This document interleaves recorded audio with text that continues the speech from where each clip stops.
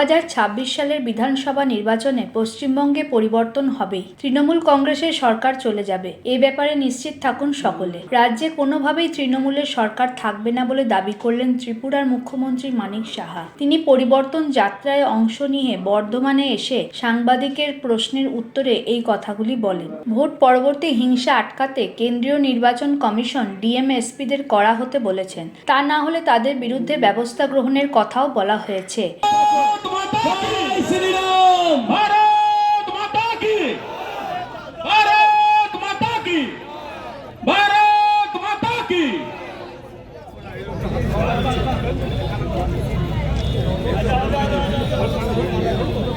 আমরা অতি দ্রুত যাদের সুমধুর বক্তব্য পরিবেশন করবেন ত্রিপুরার মুখ্যমন্ত্রী সম্মানীয় ডক্টর মানিক সাহা মহাশয়।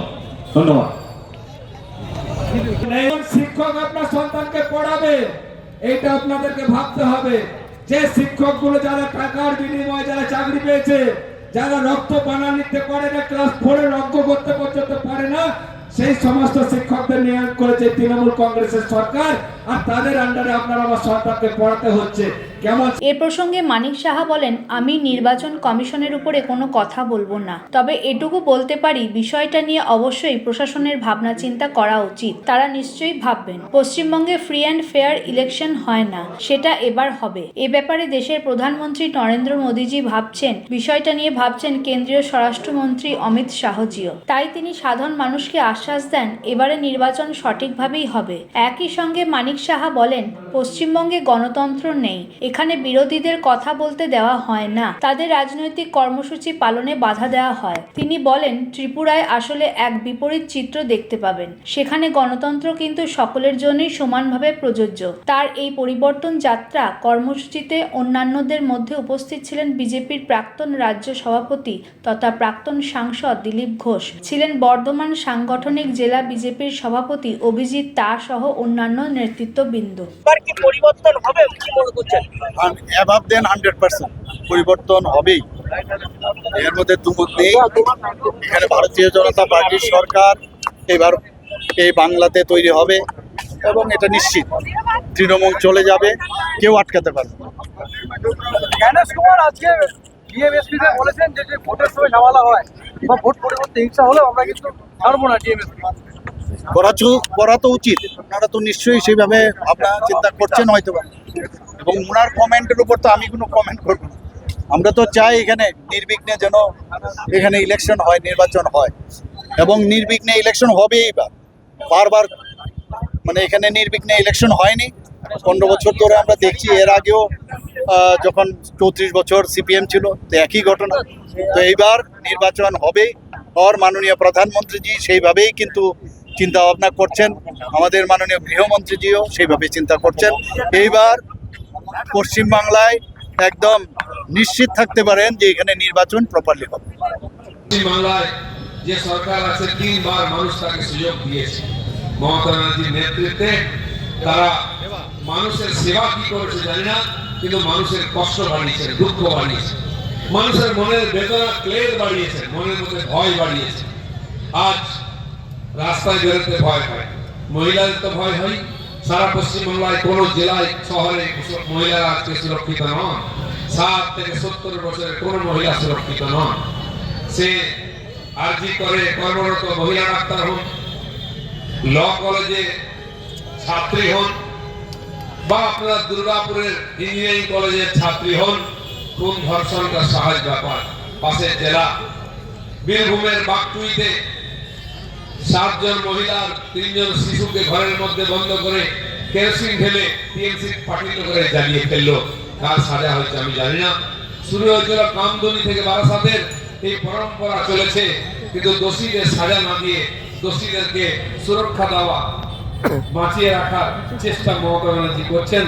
খালি ছোটখাটো সমাজ বিরোধী নয়, পশ্চিমবঙ্গটা আজকে সারা ভারতবর্ষের মধ্যে সমাজ বিরোধী, রাষ্ট্র বিরোধী, দেশ বিরোধীদের একমাত্র সেফ শেল্টার, সেফ হোম হয়ে গেছে।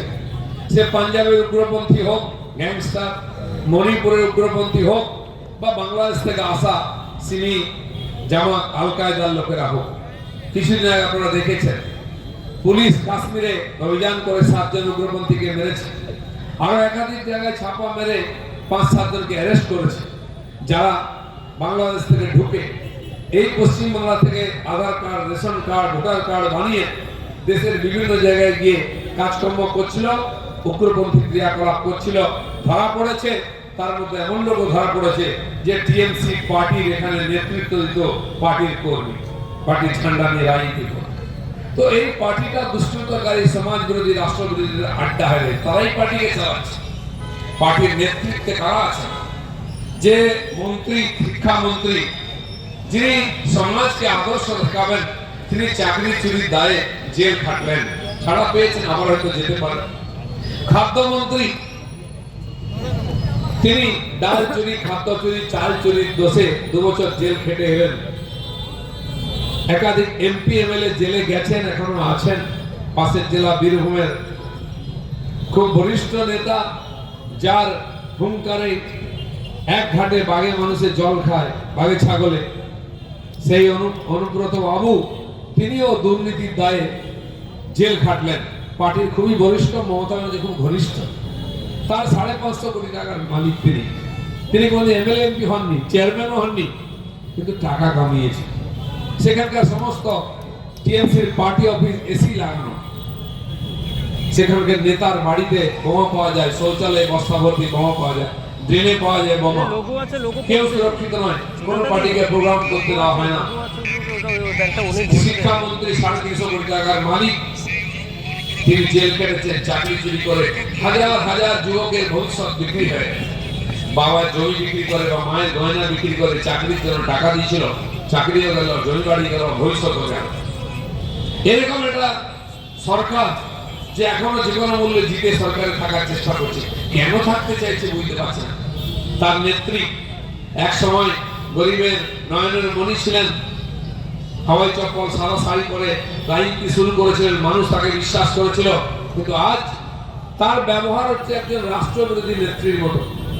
তিনি রাষ্ট্রপতিকে চ্যালেঞ্জ করেন, রাজ্যপালকে চ্যালেঞ্জ করেন, দেশের প্রধানমন্ত্রীকে, গৃহমন্ত্রীকে চ্যালেঞ্জ করেন, দেশের সুপ্রিম কোর্ট, দেশের সংসদকে চ্যালেঞ্জ করেন। দেশের নির্বাচন কমিশনের বিরুদ্ধে তিনি ধর্ণা দিচ্ছেন। সুপ্রিম কোর্টের রায় তার পক্ষে গেলে ঠিক আছে, নাহলে তিনি মানবেন না। বলেন যে রাজ্যপালকে 4 বছর ধরে গালাগালি দিয়েছেন, চরিত্র হনন করেছেন, তার বিরুদ্ধে রেপ কেসের অভিযোগ এনেছেন, সেই রাজ্যপাল যখন চলে যাচ্ছেন তিনি মায়াকান্না কাটছেন, কেন চলে গেলেন, আমাকে না বলে কেন গেলেন। আমরা জানি গ্রামগঞ্জে একটু মজার ব্যাপার, স্বামী স্ত্রী একটু ঝগড়া হয়, কার একটু নেশা টেশা করার অভ্যাস থাকে। সন্ধ্যাবেলা স্বামী যদি বাড়ি ফেরে, স্ত্রী চিৎকার করে, পুরো পাড়া মাথায় করে, এ মুখ পোড়া মরে না কেন, এ আমার জীবনটা ছাড়খাড় করে দিল। রোজ ঝগড়া, ফ্যাশনে পরিণত হয়ে কোনো কারণে তার যদি স্টমাকটা ফুটো হয়ে যায়, মদ খেতে খেতে হঠাৎ মারা যায়, সেই স্ত্রীর কান্নাকাটি আরো চরমে উঠে, আমার কি হবে গো, তুমি কোথায় গেলে গো, বলে পুরো পাড়াকে মাথায় তুলে। আজ টিএমসি আনন্দ সম্বন্ধে সেই ভূমিকা, এতদিন তাকে গালাগালি দেওয়া, চরিত্র হনন করা, যা নয় তাই মুখে বলা, যে উনি চলে যাচ্ছেন তার জন্য কি মায়া কান্না, মনে হচ্ছে তার শহর চলে গেল, বিধবা হয়ে গেল টিএমসি। এই ধরনের ড্রামাবাজির রাজনীতি এখনো চলছে। ড্রামা কুইন কালকে ধর্ণা দিচ্ছেন, গ্যাসের দাম বেড়েছে। তো গ্যাসের দাম কি জন্য বাড়ছে?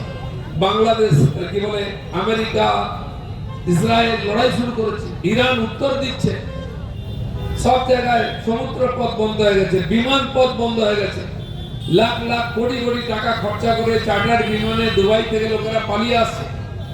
আমাদের দেশের বহু নেতা নেত্রী এবং তাদের ছেলে মেয়েরা, বউরা ফুর্তি করতে গিয়ে আটকে গেছে দুবাইতে, কাতারে আটকে গেছে। এখন টাকা পয়সা হলে কেউ উঠি যায় না, দার্জিলিং কাশ্মীর যায় না, দুবাই যায়। কি মোহ আছে জানি না। আগে মালদ্বীপ যেত, ওটা বন্ধ হয়েছে। তো সব যে বিমান বন্ধ হয়েছে আটকে গেছে। শুধু নয়, 5 স্টার হোটেলের ফ্লোরে শুয়ে আছে, শোয়ারও জায়গা নেই। এক একটা টিকিটের দাম 3 লাখ টাকা দিচ্ছে, যে আমাকে যাবে পাঠিয়ে দাও, কারণ এত টাকা কামিয়েছে, খাবে কি? যদি এখানে বম পড়ে মারা যায়, আমার ঘর সংসার, টাকা পয়সা কোথায় যাবে? চার্টার ফ্লাইটে সিট বুক করা আছে বাড়ি ফেরার জন্য। দেখেছেন আপনারা এই পরিস্থিতি। তো ধর্ণা যদি দিতে হয় দিদি, আমেরিকান এম্বাসির সামনে দিন না, যে বলুন কেন যুদ্ধ করেছো।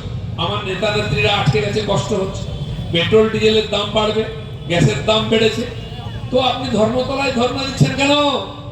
না মোল্লার দৌড় মসজিদ অব্দি, ধর্মতলার বাইরে যেতে পারেন না। একবার ভুল করে গেছিলেন তিনি এসআইআর এর বিরুদ্ধে লড়তে, কালো কোট পরে সুপ্রিম কোর্টে ঢুকে পড়েছিলেন। সুপ্রিম কোর্টের বিচারপতি বলছেন, ম্যাডাম আপনার কথা বলার জন্য আপনার উকিল আছে, আপনি বসুন। না, তিনি শুনবেন না, কোনোদিন কার কথা শোনেন না। আমি বলবো, আরে আপনি বসুন, আপনার কথা উনি ভালোভাবে বলবেন, কারণ যে উকিল নিয়েছেন উনি কপিল সিব্বল, তারপরে ওই কংগ্রেসের আগে মনু সিংভি, তারা 30-40-50 লাখ টাকা দিয়ে একটা কেস নিয়ে, তার উপরে ভরসা নেই, পার্টির উপরে ভরসা নেই, সরকারের উপরে ভরসা নেই, পুলিশের উপরে ভরসা নেই, কেন্দ্র সরকারের উপরে ভরসা নেই, সুপ্রিম কোর্টের উপরে ভরসা নেই, উকিলের ভরসা নেই। তিনি ক্লিন করতে গেলেন, কিন্তু কানুরাটি খেয়েছেন, ওখান থেকে কেস চলে এসছে, কোর্ট এখন সব দেখছে।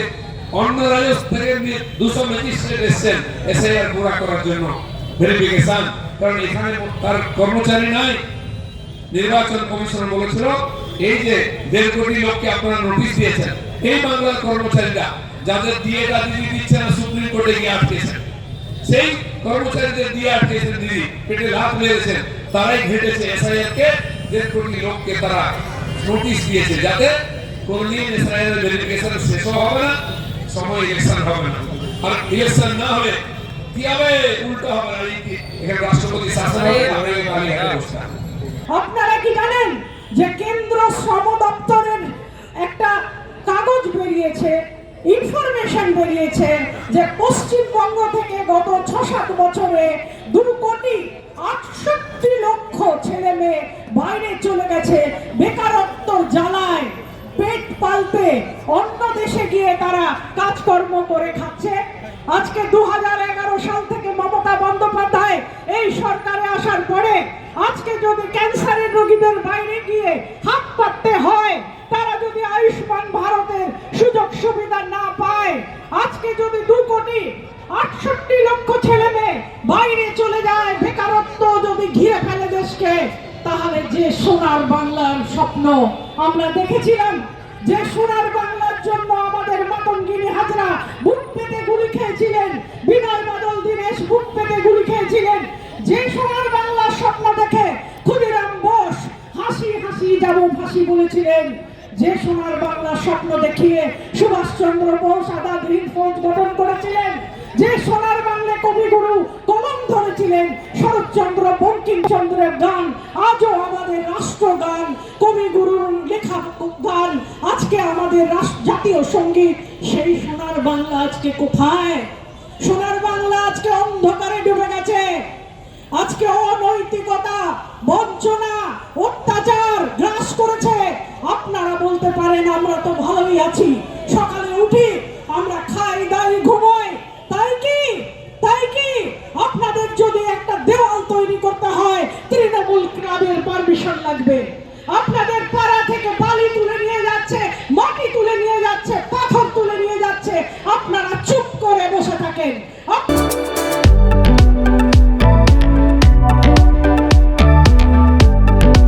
বঙ্গীয় সাহিত্য পরিষদ এর বর্ধমান শাখা বর্ধমান সাহিত্য পরিষদ আয়োজিত মাসিক প্রথম সাহিত্যের আড্ডা অনুষ্ঠিত হলো সংস্থার নিজস্ব ভবনে। মনোরম পরিবেশে এদিনের সাহিত্যের আড্ডায় মেতে ওঠেন সকলে। এবারের আলোচনার বিষয় ছিল সম্প্রীতির বর্ধমান শহর, মসজিদ, মন্দির, গির্জা, গুরুদুয়ারা নিয়ে। প্রথমে সম্পাদক কাশীনাথ গাঙ্গুলি প্রাচীন বর্ধমান শহরের নানা তথ্য তুলে ধরে বিষয়ের উপরে সুন্দর বক্তব্য রাখেন। সভাপতি ছিলেন সাহিত্য গবেষক বিদ্যাভূষণ ভট্টাচার্য। আলোচনাতে অংশগ্রহণ করেন লেখক ডক্টর বনবিহারী মণ্ডল, নিতাই মুখার্জি, শিক্ষক মানব সরকার, সাহিত্যপ্রেমী সৌম্য পাল। সঞ্চালনায় ছিলেন সুজিত চক্রবর্তী। সঙ্গীতে অংশগ্রহণ করেন স্বাতী ব্যানার্জি, রুবি আজিম, আনোয়ার আলী, অরুণ শিকদার, করবী ঘোষ, কাকলি মজুমদার, মিঠু চক্রবর্তী। কবিতা পাঠে অংশ নেন মিতা মণ্ডল, পারমিতা দত্ত, তাপসভূষণ সেনগুপ্ত, সুভাষ রায়, প্রতিহার প্রমুখ। সকলের সমবেত প্রচেষ্টায় এদিনের সাহিত্যের আড্ডা জমজমাট হয়ে ওঠে। বছর প্রাচীনতম শহর, এই শহরকে ঘিরে আপনারা জানেন পরবর্তী ক্ষেত্রে সমস্ত হুন, পাঠান, মোগল এগুলো বাদ দিন। এরপরে এসছে মোগল সাম্রাজ্য, তো জানেন। তারপরে হচ্ছে বর্ধমানের রাজাদের। আপনারা জানেন বর্ধমানের রাজারা শিবের উপাসক ছিলেন, তাই বর্ধমানকে ঘিরে প্রচুর শিবের মন্দির। আপনারা দেখবেন 108 শিব মন্দির থেকে আরম্ভ করে কত বলবো অনেক শিব মন্দির আছে। পরবর্তী ক্ষেত্রে বর্ধমানেশ্বর, নগরেশ্বর শিবতলা, মানে রাধানগর ষষ্ঠীতলা, প্রথমেশ্বর শিবতলা, এরকম বহু শিবের একটা পাড়া থেকে এখন দেখবেন প্রচুর শিবের মন্দির। আর কি এখানে এক সময় বলা হতো যে সাতপীঠ, মানে কালী এত মন্দির। যেরকম বর্তমানে উড়িষ্যার দেবী মা সমঙ্গলা মন্দির, উনিও মা কালী। এবং বড় মা একটা হচ্ছে ইসলামাবাদের বড় মা। এবং তারপরে আমাদের বিহাটার বড় মা অতি প্রাচীন, সেটাও প্রসিদ্ধ। এবং এরপর উড়ে কালীবাড়ি, বড় বাজার। এবং বর্তমানে যদি আরম্ভ করি অনেক জায়গায় কালী মন্দির, মিঠাপুকুরের সোনার কালীবাড়ি, এরকম কত নাম করবো, বলতে গেলে অনেক কালীবাড়ি। অফিসার সহিত একটা নতুন সুন্দর কালীবাড়ি তৈরি হয়েছে, এরকম প্রচুর। সেরকম ভাবে মসজিদ, গির্জা আপনারা জানেন যে এখানে গুরু নানকের, যে আমাদের সমনাপাড়ায় গুরু নানকের ওখানে পবিত্র স্থান আছে, ঠিক সেরকম ভাবে এখানে গুরু নানকের পবিত্র স্টেশনের কাছে সেখানে গুরুদ্বার আছে। এবং যে মসজিদ, পরের পর মসজিদ বর্ধমানকে ঘিরে আছে, কত নাম বলবো। বর্তমানে মসজিদ অনেক বিখ্যাত, যেমন কাছে বড়বাজার মসজিদ। আপনারা দেখবেন যে বাজেপুত্রপুরে একটা বড় মসজিদ। এবং বর্তমানে আমরা খুব স্মরণ করি বীরভূম, ওখানে অনেক মাজার আছে। সামনেই আছে খোসবাগানে মসজিদ, খোসবাগানের সামনেই, হ্যাঁ ঠিকই বলছে মিতা, খোসবাগানের সামনেই মসজিদ। এবং আপনারা নিতাইদা এসছে আমাদের এখানে রানী স্কুলের ওখানে খক্কর সাহেব, একটা আমাদের পবিত্র স্থান। আমরা একটা কিন্তু হিন্দু, মুসলিম, খ্রিস্টান যে যাই কারণ কেন বর্ধমান শহর সম্প্রীতির শহর। আজকে এটাকে কিন্তু আমরা গর্ববোধ করে বলতে পারি, বর্ধমান শহর সম্প্রীতির শহর। হিন্দু, মুসলিম, বৌদ্ধ, খ্রিস্টান সবারই এখানে সমান ধর্মস্থান আছে। তাই আজকের এই দিনে আমরা আলোচনায় রেখেছি যে বর্ধমানের সেই সমস্ত ধর্মীয় স্থানগুলো। এবং বর্ধমানের আশেপাশে যদি বলি অনেক মন্দির, মসজিদ, অনেক পীঠ আছে। এবং সেগুলোকে আমি বলছি এখন বর্ধমান শাক্তপীঠ হিসেবে বিখ্যাত। বর্ধমানে মা কমলাকান্ত কালীবাড়ি, কঙ্কালেশ্বরী কালীবাড়ি, আপনারা কত বলবো, দুর্লাভা কালীবাড়ি, এরকম কত নাম করা কালীবাড়ি আছে তার ঠিক নেই। এই জন্য এখানে বলতো যে একসময় সাধক কমলাকান্তের সেই কমলাকান্ত বাড়ি বিখ্যাত। আপনারা জানেন, নিতাইদা ভালোভাবে জানেন, একটা নিম কাঠের কালী আছে এখানে। যে সমঙ্গলা মন্দির আগে যে প্রাইমারি স্কুলটার ঠিক পাশে গলিতে, ওই গলিতে একটা প্রাচীনতম, সেখানে সাধক কমলাকান্ত থেকে আরম্ভ করে তারা ওখানে প্রথম ভট্টাচার্য বাড়ি, তারা কিন্তু ওখানে পুজো করতেন।